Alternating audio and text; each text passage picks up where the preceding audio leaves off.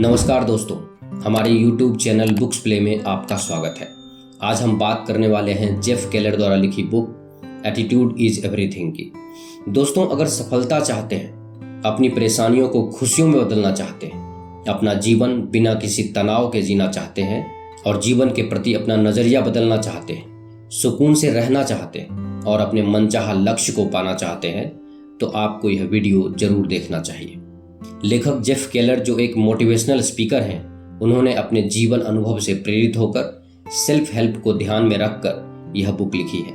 इस बुक में कैसे एक पॉजिटिव सोच जीवन को बदल देती है, कैसे जीवन के प्रति सही एटीट्यूड को अपनाकर जीवन सुनहरा बनाया जा सकता है, आदि संदर्भों को विस्तार से बताया गया है। दोस्तों, ये वीडियो का तीसरा पार्ट है। इस वीडियो के बाकी सभी पार्ट्स का लिंक नीचे डिस्क्रिप्शन में दे दिया हूँ।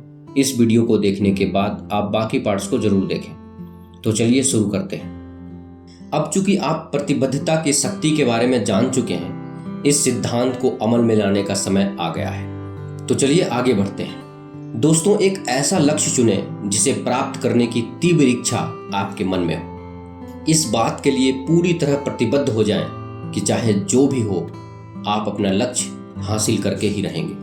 आगे बढ़ें एवं अपने मार्ग में आने वाले सभी अवसरों पर ध्यान केंद्रित करने एवं उनका लाभ उठाने के लिए तैयार हो जाएं। अपने लक्ष्य की प्राप्ति के लिए दृढ़ निश्चय के साथ कार्य करते रहें और सफलता प्राप्त करने के लिए तैयार रहें। लेखक के अनुसार जो लोग अपने लक्ष्य के प्रति पूरी तरह से कमिटेड अर्थात समर्पित रहते हैं, उनके लिए सफलता के दरवाजे अपने आप खुल जाते हैं। उदाहरण के लिए डेविड वॉल्डेकी एक बहुत बड़े उपन्यासकार बनना चाहते थे, लेकिन उनके पास लिखने का कोई खास अनुभव और कुशलता नहीं थी। शुरुआत के कई वर्षों तक वह एक नॉवेल भी पूरा नहीं कर पाए थे। वह हर दिन सुबह होने के साथ ही लिखना शुरू कर देते थे और अपनी लिखने की कुशलता को बढ़ाने की कोशिश करते थे। उन्होंने 10 वर्षों तक प्रयास किया और कुछ नॉवेल लिख डाले, लेकिन इन सब से वह एक भी पैसा नहीं कमा पाए। लेकिन 1996 में उनके एक नॉवेल के ऊपर एब्सोल्यूट पावर नाम की एक फिल्म बनी, जिसके लिए उन्हें लाखों डॉलर की धनराशि प्राप्त हुई। लेखक जेफ केलर कहते हैं कि हमें अपने लक्ष्य को नहीं भूलना चाहिए और उसके प्रति पूरी तरह से समर्पित रहना चाहिए। अध्याय 5, अपनी समस्याओं को अवसर में बदलें। Turn your problems into opportunities. दोस्तों, अगर आप जीवन में सफल होने के बारे में प्रतिबद्ध हैं, तो आपके जीवन में कई सारी समस्याएं भी आएंगी। आपको उन्हीं समस्याओं को अपने लिए अवसर में बदलना पड़ता है, तभी आप कुछ नया करते हैं या सीखते हैं। इस अध्याय में लेखक अपनी परेशानी को पॉजिटिव नजरिए से अपनाने की बात करते हैं। परेशानी का आना स्वाभाविक है, इसलिए परेशानियों से सीख लेकर उसे अवसर में बदलना आना चाहिए। कहते हैं ना कि दूध के फट जाने से वही लोग चिंता करते हैं जिन्हें पनीर बनाना नहीं आता, और इसके लिए पॉजिटिव नजरिया बहुत जरूरी होता है। जब भी निराशा होती है या असफलता मिलती है तो दुख होता है, लेकिन उसे हकीकत का रूप ना मानकर सीख माने जो आगे बढ़ने में हमारी क्षमता बढ़ाते हैं। जीवन में जो भी गलती हो उसे दोहराएं नहीं। बड़ी से बड़ी कठिनाइयों में अपना धैर्य बनाए रखना बुद्धिमानी का काम होता है। वक्त के साथ सब सही हो जाता है। दोस्तों, हमारी जिंदगी में जब भी परेशानियां आती है, तब हमारा रिएक्शन कैसा होता है? हम सभी कुछ न कुछ आरोप लगाते हैं। ये मेरे साथ ही क्यों हुआ? अब मैं क्या करूं? आगे क्या करूंगा? मेरी सभी योजनाएं बर्बाद हो गई, वगैरह वगैरह। लेखक कहते हैं कि इस तरह का विचार आना स्वाभाविक है, जो आप सभी लोगों ने भी खुद से कभी न कभी जरूर बोली होगी। लेकिन हर समस्या में हमारे पास 2 विकल्प होते हैं। या तो हम समस्या में पूरी तरह डूबकर अपना जीवन बर्बाद कर लें, या फिर उस समस्या का फायदा उठाकर जीवन में आगे बढ़ें और जानें कि समस्या आपको क्या सिखाना चाहती है। लेखक कहते हैं कि हमें समस्या को समस्या की तरह न देखकर एक अवसर की तरह देखना चाहिए। हर समस्या आपको अपने जीवन में बदलाव करना सिखाती है। हालांकि आपको लगता है कि आप समस्या से पीड़ित हैं, लेकिन कभी कभी यह समस्याएं आवश्यक होती है, जो कि एक ब्लेसिंग अर्थात आशीर्वाद के रूप में हमारे पास आती है। इस किताब के लेखक की भी पर्सनालिटी डेवलपमेंट या मोटिवेशनल स्पीकर बनने में कोई रुचि नहीं थी, जब तक कि उन्हें अपने लॉयर की जिंदगी में मायूसियत नहीं मिली। जेफ कहते हैं, अब मुझे इससे पता चला कि अगर लॉयर की जिंदगी में मायूसियत नहीं होती तो मैं शायद वो कभी नहीं कर पाता जिसके लिए मैं बना था। क्या आपकी ज़िंदगी में कभी कोई ऐसी समस्या आई है जिसे देखकर आप बहुत परेशान हुए हो और आपको कुछ टाइम बाद ये पता चला कि वो प्रॉब्लम नहीं बल्कि एक वरदान थी? वॉल्ट डिज्नी, जो कि एक डिज्नी कंपनी के फाउंडर और मिकी माउस के क्रिएटर थे, वो पहले एक अखबार में कार्टूनिस्ट का काम करते थे और उन्हें वहाँ से ये कहकर निकाल दिया गया कि इनमें आइडियाज़ और इमेजिनेशन की कमी है। अगर वॉल्ट डिज्नी को उस कंपनी से नहीं निकाला जाता तो शायद वो 22 ऑस्कर विनिंग कार्टून सीरीज कभी नहीं बना पाते। तो दोस्तों, अब आपकी ज़िंदगी में जब भी कोई समस्या आए तो उस वक्त नेगेटिविटी के जाल में फंसने के बजाय हंसकर उसका सामना करिए और आप ये देखिए कि आप उसे कैसे सुलझा सकते हैं या उस समस्या से आपको क्या सीखने को मिल रहा है। और आपने जब ऐसा एटीट्यूड बना लिया तो आपको कोई भी सफलता पाने से नहीं रोक सकता, क्योंकि एटीट्यूड इज एवरीथिंग। इसके बारे में एक उदाहरण के साथ समझते हैं। डेव ब्रूनो एक चिकित्सा उपकरण बनाने वाली कंपनी में नेशनल सेल्स मैनेजर के रूप में काम करते थे। सब ठीक ठाक चल रहा था, लेकिन 1984 में ब्रूनो ने अपनी नौकरी गंवा दी। उसी बेरोजगारी की हालत में एक रात ब्रूनो घर जा रहे थे तो उनकी कार रोड से नीचे उतर गई और क्षतिग्रस्त हो गई। वे गंभीर रूप से घायल हो गए। उनके फेफड़े दब गए, पसलियां टूट गई, दिल में घाव हो गया और लीवर फट गए। डॉक्टरों को भी पता नहीं था कि वे जीवित रह पाएंगे या नहीं।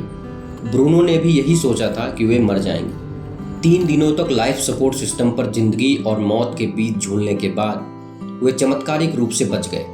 ब्रूनो को ऐसा महसूस हुआ जैसे उन्हें दूसरा चांस दे दिया गया। हॉस्पिटल में रिकवरी के दौरान उन्होंने अपने फ्यूचर के बारे में सोचना शुरू कर दिया। उनके मन में कुछ कौंधा और वे समझ गए कि आगे क्या करना है। वे एक ऐसा व्यवसाय शुरू करेंगे जिसके मोटिवेशनल कोट्स को अन्य लोगों के साथ साझा किया जा सके ताकि वे भी इनसे प्रेरित हो सके। लेकिन उन्हें पता नहीं था कि वे ये सब कैसे करेंगे।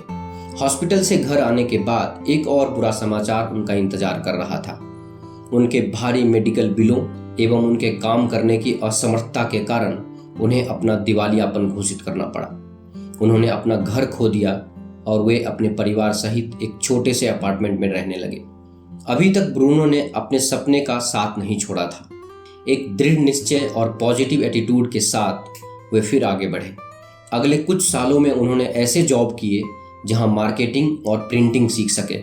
अपने इन कोट्स के प्रदर्शन के लिए वे किसी माध्यम की तलाश में थे। एक दिन बिजली की तरह एक विचार उनके दिमाग में कौंधा। वे इन उद्धरणों को क्रेडिट कार्ड पर छाप सकते हैं। उस दिन शाम को टीवी देखते समय उनकी नज़र एक क्रेडिट कार्ड कंपनी के गोल्ड कार्ड के विज्ञापन पर पड़ी। उन्होंने सोचा कि यह तो और भी बढ़िया है। वे उन कोटेशन को मेटेलिक गोल्ड कार्ड पर प्रिंट करेंगे जिससे लोग जहां चाहे वहां अपने साथ ले जा सकेंगे। इसके लिए उन्होंने एटीट्यूड, नेतृत्व, साहस और दृढ़ता आदि विषयों पर आधारित उद्धरणों की एक श्रृंखला का निर्माण किया। उन्होंने इस तरह के कार्ड को सक्सेस गोल्ड कार्ड का नाम दिया। हॉस्पिटल छोड़ने के 5 वर्ष बाद डेव ब्रूनो ने पहला सक्सेस गोल्ड कार्ड बेचा। मुझे यह बताते हुए खुशी हो रही है कि अब तक वे इस तरह के 2 मिलियन से भी ज़्यादा कार्ड बेच चुके हैं। डेव ब्रूनो ने एक त्रासदी भरी दुर्घटना को एक अविश्वसनीय जीत में बदल दिया था। अध्याय 6, अपने शब्दों को पथ प्रदर्शक बनाएं। Your words blaze a trail. इस अध्याय में शब्दों की महत्वपूर्णता बताई गई है। जब भी बोले सोच समझ कर बोले, क्योंकि हमारे शब्द, हमारे व्यवहार, बोलने का लहजा, बोले गए शब्द इंसान के व्यक्तित्व की पहचान कराते हैं। शब्द हमें ऊंचा भी उठा सकते हैं और नीचे भी गिरा सकते हैं। अतः जीवन में सफलता पाने के लिए शब्दों का चुनाव सही रूप से करें। लेखक के अनुसार एक फॉर्मूला जीवन को सही राह दिखाता है। वो है thoughts is equal to feelings is equal to action is equal to results.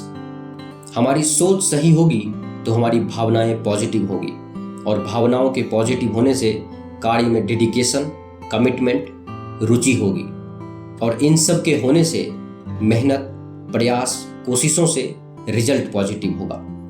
लेखक आगे कहते हैं कि आपके शब्दों में असाधारण शक्ति होती है। आपके शब्द ही आपके आगे आने वाले घटनाओं का साक्षर परिणाम होता है। आपके शब्द आपका भविष्य उज्जवल भी बना सकते हैं और आपके जीवन को बर्बाद भी कर सकते हैं। वो कहते हैं कि हमारे शब्दों से ही हमारे बिलीफ बनते हैं और बिलीफ ही हमारे जीवन को संचालित करते हैं। हमारे जीवन को बदलने की शुरुआत उन शब्दों के बदलने से होती है जिनका प्रयोग आप अपनी रोजमर्रा के जीवन में करते हैं। और यह केवल उन शब्दों तक ही सीमित नहीं है जिसे आप साधारण बातचीत में इस्तेमाल करते हैं, बल्कि यह नियम उन शब्दों पर भी लागू होता है जो आप अपने मन में सोचते हैं। उदाहरण के लिए, रोहित को लगता है कि वह सेल्स का काम अच्छी तरह से नहीं कर सकता। रोहित पूरे दिन सैकड़ों या लगभग हजारों बार अपने मन में यह सोच दोहराता रहता है और धीरे धीरे उसका यह विश्वास बन जाता है कि वह सेल्स का काम अच्छे तरीके से नहीं कर सकता। अपनी सोच के कारण रोहित अपने सेल्स करियर में असफल हो जाता है और इसीलिए रोहित कभी भी पर्याप्त धन नहीं कमा पाता।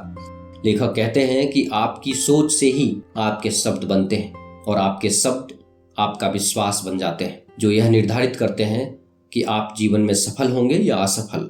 वहीं रोहित से बिल्कुल विपरीत उसका दोस्त मोहित, जो रोहित के जितनी ही क्वालिफिकेशन और काम करने के तरीके को जानता है, वो खुद से और सबसे यही कहता है कि देखना, मैं एक दिन दुनिया का सबसे बड़ा सेल्समैन बन के दिखाऊंगा। और वो इस बात पे भरोसा करता है कि एक दिन वो दुनिया का सबसे बड़ा सेल्समैन बनेगा। अब क्योंकि उसका खुद पे भरोसा है कि उसे दुनिया का सबसे बड़ा सेल्समैन बनना है, तो वो काम भी उसी तरीके से करेगा। वो खुद की पर्सनालिटी पे काम करने और बात करने के तरीके पे ज़्यादा ध्यान देगा, जिससे वो दुनिया का सबसे बड़ा सेल्समैन ना सही, बल्कि उसे एक सफल सेल्समैन जरूर बना देगी। तो दोस्तों, देखा आपने कैसे हमारे बात करने का तरीका ये तय करता है कि हम सफल होंगे या नहीं। दोस्तों, आप देख रहे हैं जेफ केलर द्वारा लिखी बुक एटीट्यूड इज एवरीथिंग की समरी। यह समरी आपको कैसी लगी, कृपया हमें नीचे कमेंट बॉक्स में कमेंट करके ज़रूर बताएं। अगर आपको यह समरी अच्छा लगा हो तो इसे अपने फ्रेंड्स और फैमिली के साथ अवश्य शेयर करें और हमारे लेटेस्ट वीडियो को देखने के लिए हमारे YouTube चैनल बुक्स प्ले को सब्सक्राइब करें। धन्यवाद।